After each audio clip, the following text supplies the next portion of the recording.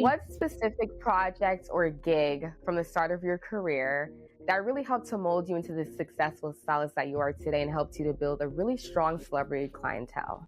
I probably would say the first custom that I did on my own with my client Madison. So she was my first client on my own as well. So it was back in 2019 and it was for her 21st birthday. And obviously, like, I feel like as everybody knows, that's a big one. So she's just stressing the importance of how like important it was to her that it felt special. That was stressful to me because I had, worked under another stylist before, Danny Michelle, whom you guys probably know.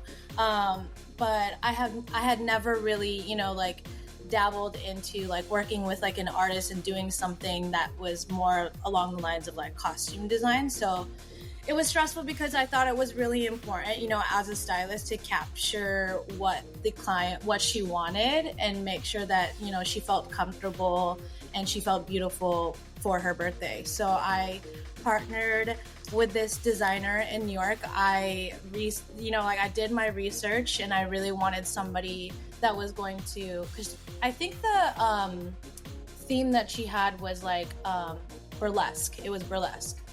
And it was baby blue, and the designer was Augusto Manzanares. I think that's how you pronounce it. Yeah.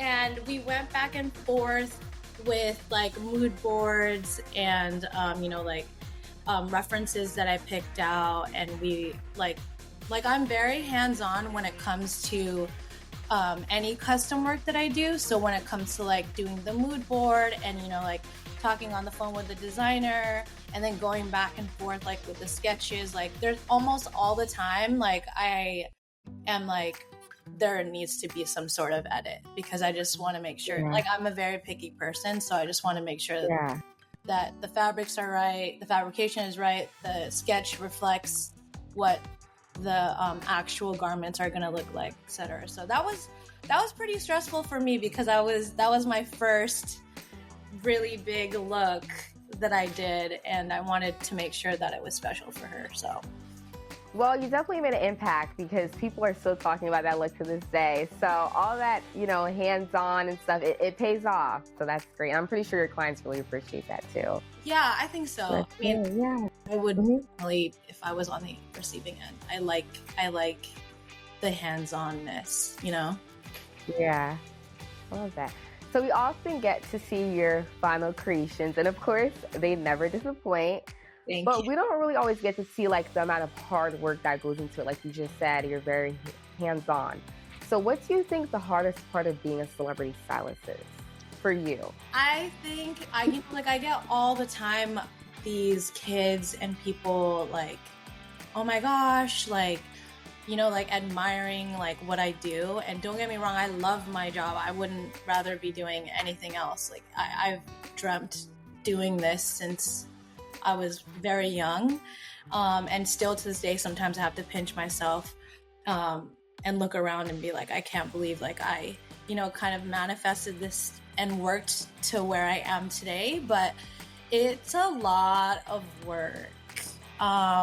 It's definitely not, yes, I am like the head stylist and I am very hands-on, but like I definitely cannot do it without a team. I think that's like very important for everybody to know that like a lot of researching goes into it. Like constantly, like I have like me and I have like two other assistants that are, like researching new brands, looking on Instagram, what's like the latest, like youngest designer, like what are like the upcoming trends. It's like really important to like stay on top of it. And then also, like coordinate like with, if you're working with an artist, like the creative director or the artist, like what they want. Like I think it's a lot more than just like snapping my fingers and then there's like 5 racks with options, and you're also like competing with like the other like 50 stylists that are like requesting for their clients also too. So it's like it's right. Like the Hunger Games.